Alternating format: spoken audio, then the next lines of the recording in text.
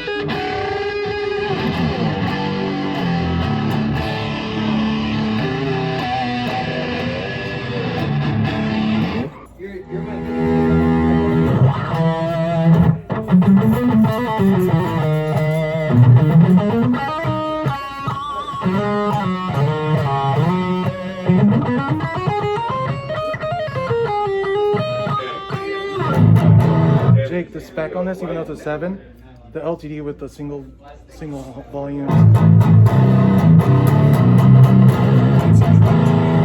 Oh yeah. Oh, I'll lead.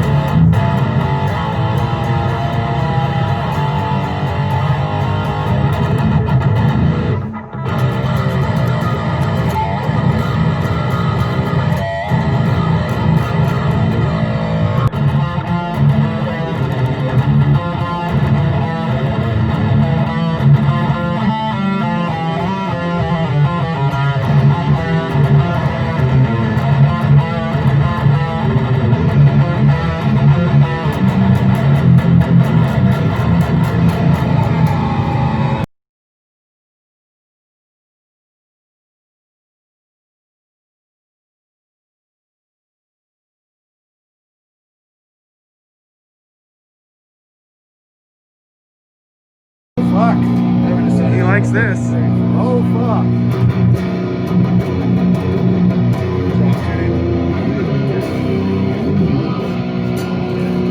I like how that sounds. Yeah, it's dope, dude. Dude, the Blue Buddhas have pretty good overdrive and fucking, Thanks. Sounds fucking amplified. yeah, but it's...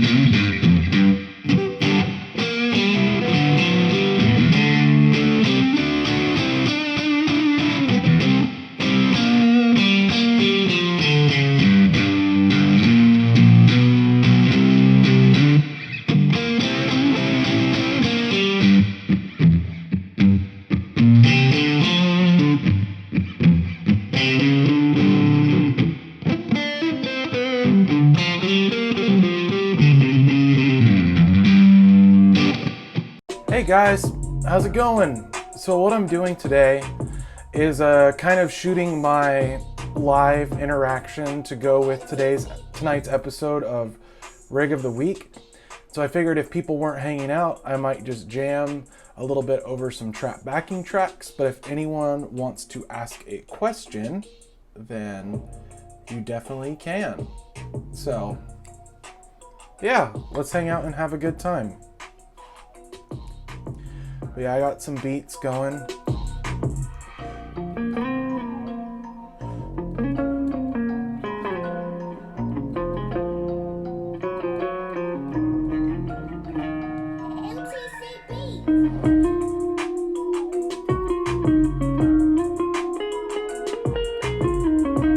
Hey Juan, I'm doing a jam slash talk about my day today to integrate into today's YouTube episode. So I'm having a pretty good time.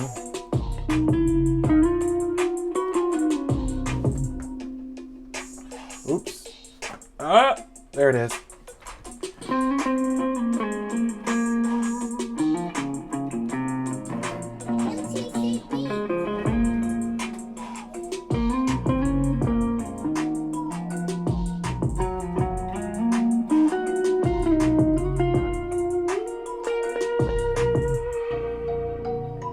Oh yeah, we're all about the vibes over here.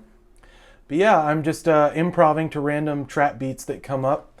But yeah, I went to Guitar Center today with some buds, and that was rad. It's very different now. Obviously, we talked about it a little bit. For the sake of the audience in the future, I think one of the bigger takeaways is just how much my playing has improved by making myself play guitar every day, rather than trying to do it in weird little increments. I think by doing the daily, even if I don't want to, my playing is getting significantly better. Hey Jared, how's it going?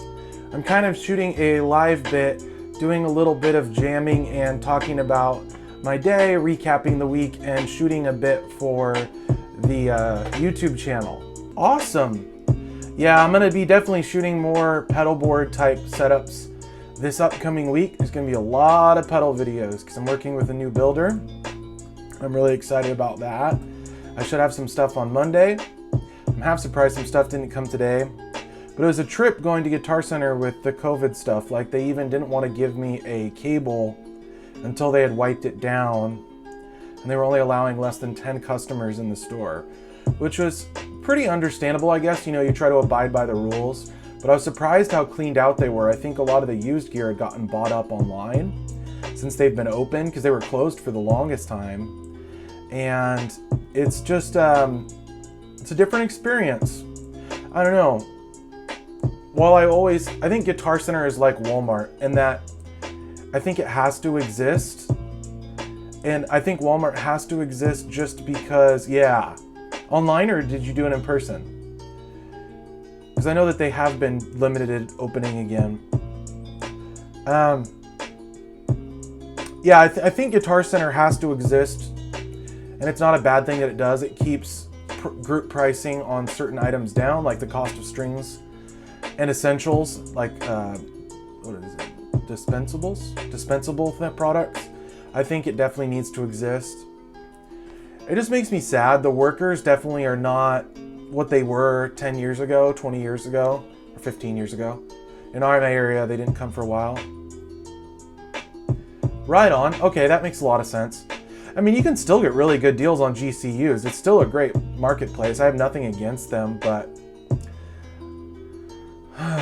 I'm just torn. I mean, obviously I like buying stuff direct from builders, and especially pedal-wise, but I like scoring deals too, so it just depends. I played some cool guitars, and they also had a new thing I've never seen before. So they have like wall hangers like this, but it's got a clip that locks and keeps it from being grabbed if it's a high-end instrument. Now that is a good point. I think especially the local pickup aspect, and I think they do offer really reduced price shipping, so it really just depends on what you're after. Yeah. So I like all that stuff about it. I don't know, I just feel like the workers aren't nearly as motivated as they once were. And they can't cut deals like they used to. Like I used to do buy-ins at like 75% of used value. You can't do that anymore. All I did was, I have 2 Uber medals. So I took my more beat up Uber metal and traded it to get some strings and picks. And I got these guys. I'm really excited about these. No, yeah, that's probably my biggest factor. Oh my gosh, I'll tell you something in a second. But yeah, so I got the new Diodario coated strings, I believe. It's like NYXL steels, but coated. I believe that's what this is. So I'm excited to try those on one of my new guitars. I think that'll go on the Les Paul. So I had brought this in there for them to check out, and I ended up just taking it home with me, my Idiot Box Red Rum, because it's the only thing I have that has a name that I'm not super emotionally attached to. No, I haven't. I'm using clear tone coateds on this. I had elixirs on my Schecter for the longest time. I usually prefer coateds just because I put a lot of hours on my strings. I'll buy Ernie Ball plain strings or Diodario plain strings a lot of the time. So yeah, back to it. So when Guitar Center is gonna buy in a pedal, they test it. So this guy hooked this up and he immediately realized, like, this is a really interesting pedal. It's very loud and noisy and intense. I got this from Garland Effects. I think you might have been on that live stream when he was testing it. And you were like, what is that fuzz sound that makes it sound like the amp's gonna explode? It was this. But the problem is, using it in my studio, it is a little overwhelming. I do like it for the Doom stuff, but that's about it. So anyway, the guy was testing it through the little amp, and he had his guitar volume like at like 2, and he was trying to test a pedal. And I was like, because I'm listening to what's coming out of his amp, and I'm like, that's not what that sounds like. I know what that sounds like. So I'm like trying to help him troubleshoot. Are you running it on some weird power? Are your cables bad? Is there something wrong with the guitar? Because it sounded like a broken overdrive, or it sounded super weird. Well, he had rolled his volume all the way off and wouldn't turn it up, and I was like, I shouldn't have to explain to a Guitar Center employee how to properly use and test a pedal. I'm not talking about like riffing out and demoing really good, but having to explain to an employee how to just baseline test a pedal. It was annoying. And then obviously and I get this part there. I know their buy-in is very complicated because of the way their system works, because it's like a check and balance system. And so I think, as I'm doing that, they barely were able to look this up, because I had 2 of these, right? They were barely able to look this up in their system and get it figured out. And I already knew, I got $20 for that, it's fine, my other one. But this, like trying to assess the used value, and especially just the way they're working and running things right now, they weren't able to, get into their system. Like, we were there for 45 minutes before we even started looking at what the pedals cost. So, or what they went for or whatever. And this being fairly rare, even though it has, I figured the Idiot Box would be safe because it has a brand name and they sell a lot of pedals. They've been around for a lot longer than some of the other small shops. I figured I'd be pretty safe with this. But yeah, I ended up taking it in and I just told him, don't worry about it. I don't want to deal with having to wait another half hour because I was with 2 other friends. But yeah, just hanging out with some buds, going to a Guitar Center is something I did dearly miss, just the experience of it. Just checking out gear with friends. I think I tried a Black Star tube amp. Oh, what was the amp you got, Jared? If you're still there, I'm really curious. So I've tried a Black Star. Yeah, exact vintage stuff. No, I had an old PV solid state amp that was really cool that they had a really hard time pricing out. So yeah, it was, I don't know, it's a love-hate thing, man, because they have good deals on stuff and sometimes it's the only way you can try things, but it's changed a lot since I started going. Oh, right on. Like a real one? Have you seen that new hybrid thing they make that's like, there's no tubes in it, but it's expensive and it's supposed to be really close? I think Jeremy the Guitar Hunter was the first person I ever saw use one of the new, it's a deluxe combo, but it's like a Class D or Class AB or something, and it is supposed to be like spot on. I don't know if it's analog or digital. I think it's a digital preamp with a solid state power amp, but it's supposed to be like spot on exactly how a real one works. It sounded good on the video, but I don't know. I didn't try one in person, so I can't tell you. Fender's modeling tends to be pretty good, but it was a fairly expensive amp. Yeah, same. But I was playing through a Black Star HT Club series or whatever for a like mass manufactured tube amp. They're not terrible. The gain channel actually was a lot more usable than I remembered the last time.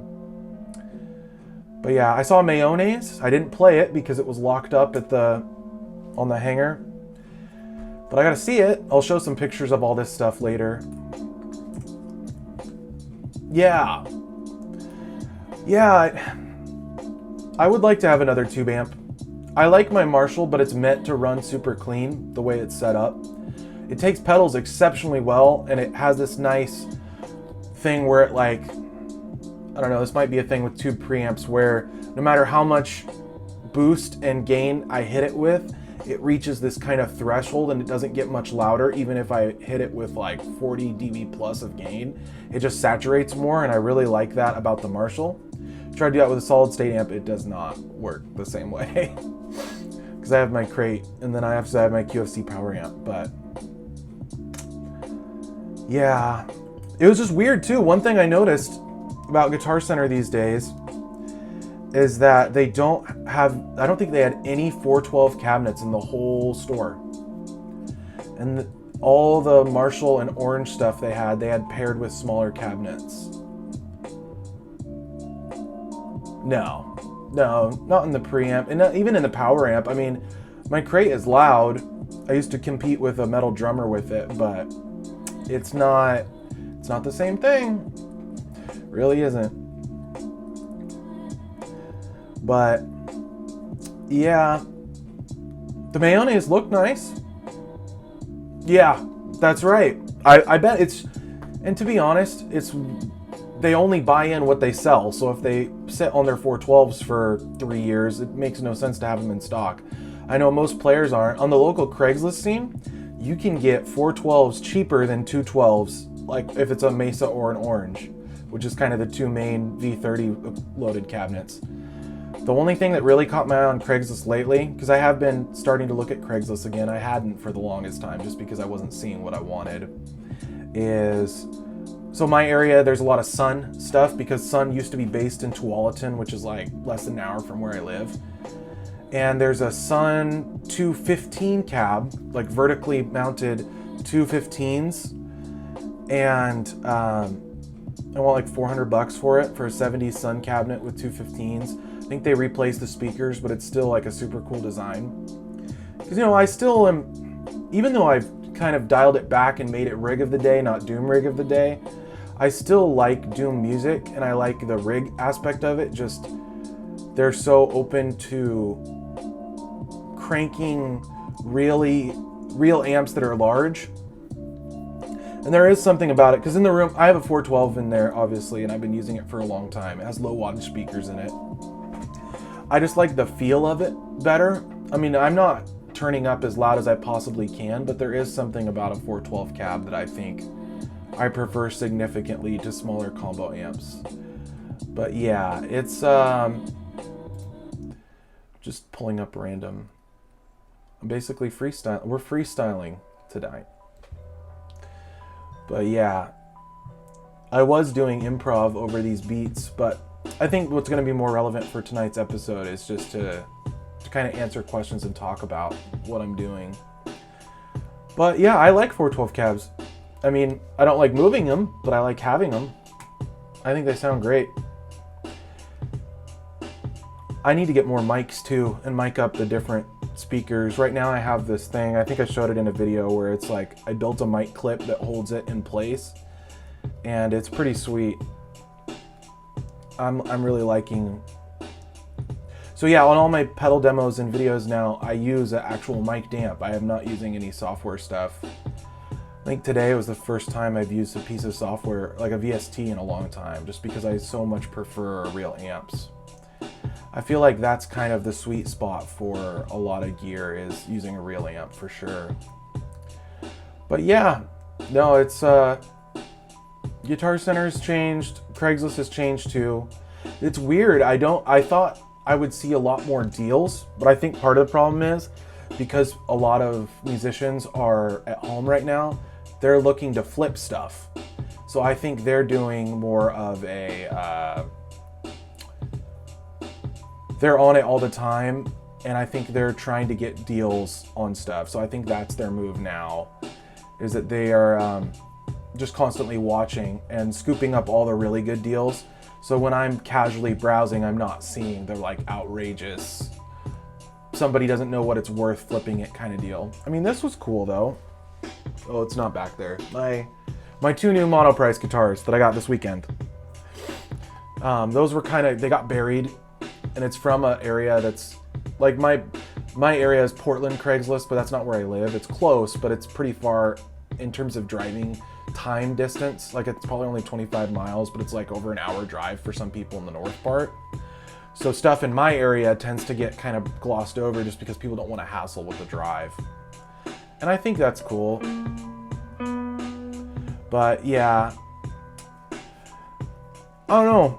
I don't usually buy or trade a lot of stuff, but those deals came up, and you know, the Strat for 40 bucks, how could I say no? I mean, that's ridiculous. And it actually is a good player, and that's what I think these are going to end up going on this. I got these from my bud, set of hybrid Slinkies. I don't mind them.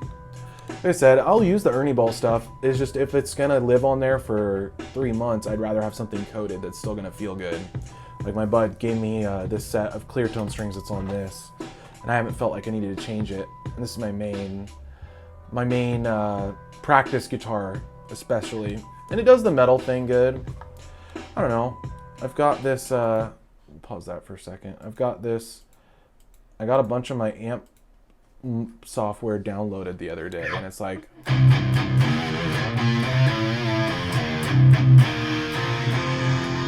I mean, it sounds like an amp.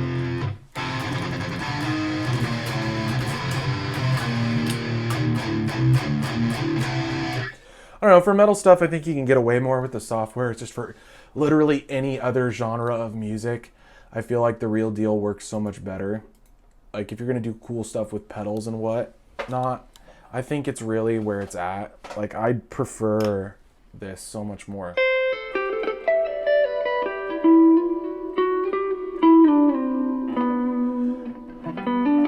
Especially for demoing pedals, I feel like the real amp is where it's at for sure. And I want to make, I know you've seen this, it's so frustrating to me when you watch a pedal video from a bigger channel and they didn't take time to make the pedal sound good. I mean, there is sometimes when I'm doing a video, it is the first time I've used a pedal, but I'll edit out the initial like fiddly stages unless I'm really inspired with the riffs that come out right away. It's like, my goal is to make everything I do sound good, not like force it, but it's, you know, you want to highlight the good aspects of the pedal. I think it's so important. It's like, you know, like what happened, I'm talking specifically about what happened with you, but even in other demos, it's like, that's why I made it. At first I did no talking bits at all for my demos because I thought that was what people wanted. But in terms of the YouTube sphere, while for the companies, I'll still do audio only, so only guitar playing and a video of the unit. For my own like daily content, that's why I like having the tones first, because most viewership tapers off in the first 2 to 3 minutes, 4 5 minutes maybe, is that I would rather promote the product and then I do my talking bit afterwards. And I think that seems to resonate with people pretty well. I mean, my daily episode thing is kind of evolving and becoming something else as it's been ongoing. Tonight's will be episode 14, which will be cool. I've been making a video every day for 2 weeks. Some days it's really hard. Work is not slowed down at all, so I still have to work full time. And then this weekend I actually was really busy. Normally during the weekend I'll get ahead and kind of shoot and plan more content. But I'm kind of bracing for, like I said, this guy Chris Ray that I'm going to be working with, the stuff that comes on Monday, and even some of the stuff that I'm highly anticipating coming after. It's going to be like really hitting it hard this next week for more demo type content. So I think there's a high value in that. For sure. So I'm actually not sure what I'm going to do. If I'm specifically demoing a pedal, I may tackle that outside of the daily episode. Might do a double upload. I don't know. This is what's funny is I would think that my subscribers are tuning out because I make more videos.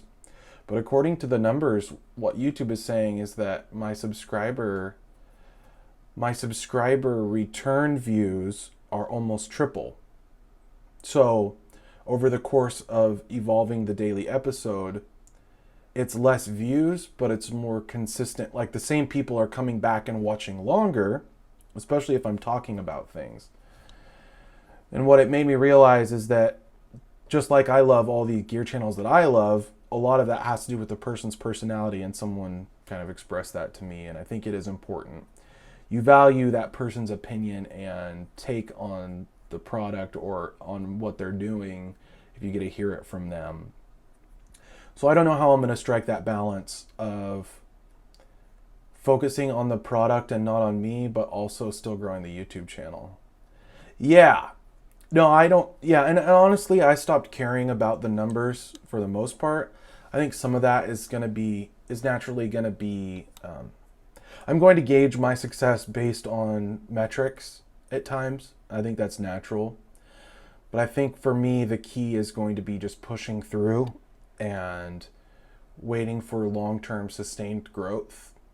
And I've seen it. I've seen my subscriber count go up. I'm like 80 subscribers on YouTube. I'm like 10 away from 1,000 here. And a lot of that has been a result of the daily episodes, and I think keeping people engaged.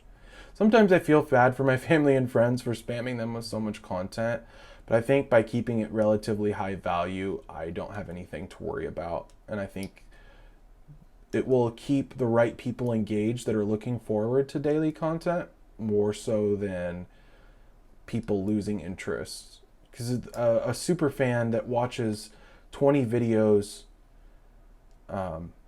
one time is better than, having one person watch 20 videos is better than having 20 people watch one video. That's what I was trying to say.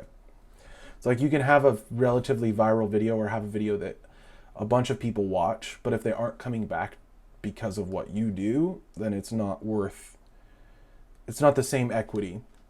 So I think in my mind, that's kind of what I'm trying to focus on today.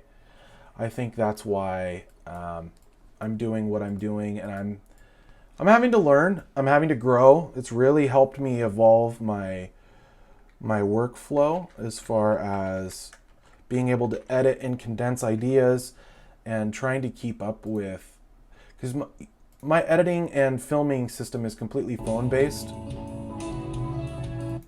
So listen to me play guitar. But so my stuff is all phone based, and I'm optimizing that workflow essentially. And I figure that is the direction to go. I definitely am very gear and pedal specifically oriented, and I think not straying from that is the key. At times I'll want to write singles or do other things, but I think reverting that focus back towards pedal driven content is really going to be the strength in my style and personality. I think it's been what's working so far. It's what's got me deals and opportunities that I never had before. You know, and I take it pretty serious. I mean, my stuff might not be DSLR polished all the time, but I try to make it sound good, and I try to play cool riffs, and I think that comes through, and it has a certain endearing quality to it. But that's not to say I don't want to continue to evolve the stuff. Are you thinking about making any this is for Jared, are you thinking about making any ambient pedals? I know it's a totally different market and a different chip, like circuit design, but if you put some thought into potentially making some kind of ambient or mod pedal next, I know the drive pedals is kind of the sweet spot for most companies, and the Element 119 is a fantastic pedal. I mean, obviously I love mine.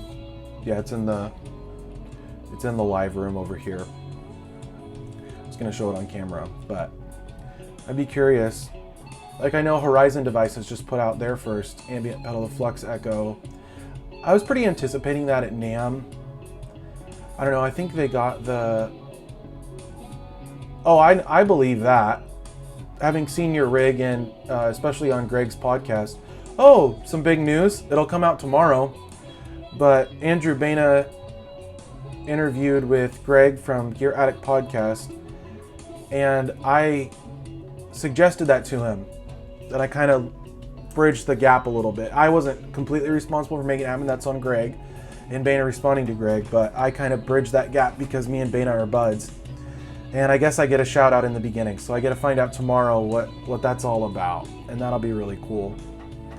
So I'm excited about that. That's coming tomorrow. What was I saying? Horizon Devices, sorry, I'm jumping around. I have the ADHD like you wouldn't believe. I think Horizon Devices making what they made, they put themselves in a really cool spot in the market because they priced it just right. I think if it had been any more money, they would have had a lot harder time with sales. At $200 new, it's a pretty fair price for a multifunction delay and reverb, and the way they combined it, so like each mode is like, I forget what they do, but it's like a digital delay with a hall reverb, and then it's like an analog with a reverse, or whatever the different modes were. The way they laid it out, it looked really cool to me, and it made a lot of sense. So definitely stoked to see that. I wouldn't mind having one. I don't know. What I can do with $200 with a small builder is a lot more than what I can do buying a pedal to use essentially for a couple videos. So that's why I keep coming back to the small shop and one-man small shop builders. I think that's really the best part into the market right now. You're supporting local, you know, it's not a corporation. All the profit directly goes to the makers. That's why I like Garland Effects, that's why I like Power Pedals, that's why I like Shock Rock, that's why I like Chris Ray. It's like, I'm supporting a dude who's passionate about what they do and they care. It's not a big company with a lot of moving parts. Not that there's anything wrong with mass manufactured pedals or even boutique builders that sell a lot of gear, but I'd rather my dollar be going to someone that cares about what they do. And it's gonna mean more. And obviously what I'm getting means more than just, you know, whatever. And that's why I talk so much about Garland, because we developed a relationship early on that was really cool.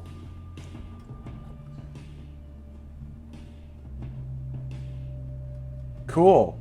Very cool. I think that is really tough.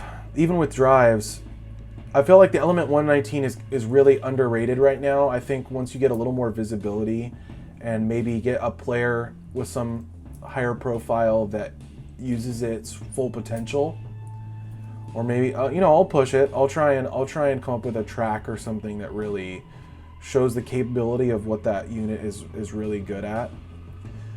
I think that is the secret to having some success in the market right now, because there's a million PT 2399 delay pedals out there. There's a lot of reverb pedals that are essentially the same thing. It's tough. I think so too. I think it's just, you just need a little more time and a little more visibility. It's hard. It's like someone can build pedals for 10 years and I'll just find out about them tomorrow. For most of us, this is our escape. Ooh, yeah.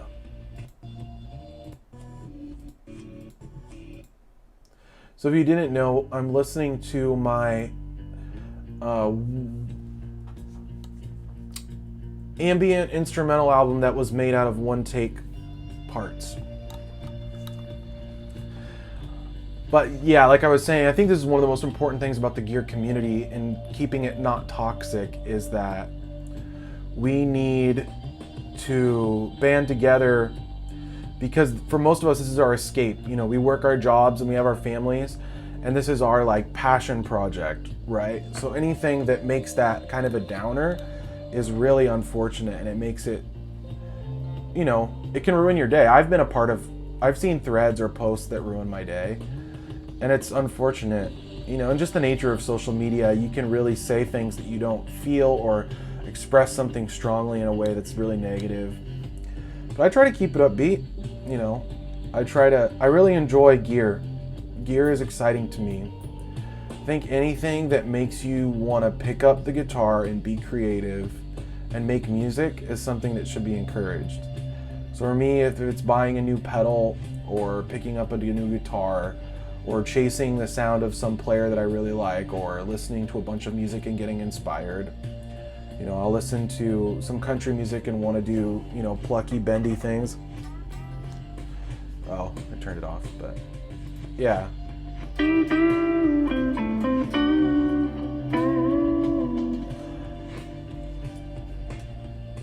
Yep, and it's tough, and I think that me staying on brand and doing what I do is what people want to see, especially when times are stressful and hard. Even just it feels like there's a wave of quarantine kind of regress. So we were making some progress, things were opening, now it's kind of closing back down again. People are really stressed. There's a lot going on with jobs and industry. Yeah, I figured most of us were. I talked to a few people, making sure, hey, am I off base with how I feel about this current situation? Even just with mask wearing, even talking about wearing a mask, some people find that super controversial, and I was like, wearing a mask for 5 minutes in public isn't the end of the world. But some people take exception, and enjoy your civil liberties to the best of your ability, but it's a different time. I don't think any of us really knows what to think or do right now. But yeah, no, I'm excited. I'm gonna restring my new guitars soon. I think that'll be really cool. And I'm going to work on some new music, and I think I'm gonna build some new pedal boards. What I've been liking doing, I think this is kind of cool, is I started last week with a pedal board that I had built just for the day, for Saturday. And what I've been doing is just swapping one or two pedals in and out to try different combinations. I think I might use a different amp setup this week. I mean, I can always swap stuff in and out. Yeah, thanks for hanging out, man. I'm gonna basically rip this and put it in the thing, if you don't mind. Thanks for hanging out. I know it's a little freeform. I might edit it up a little bit and just try and fix up some of the gaps in those things, but I'm pretty stoked about how tonight went.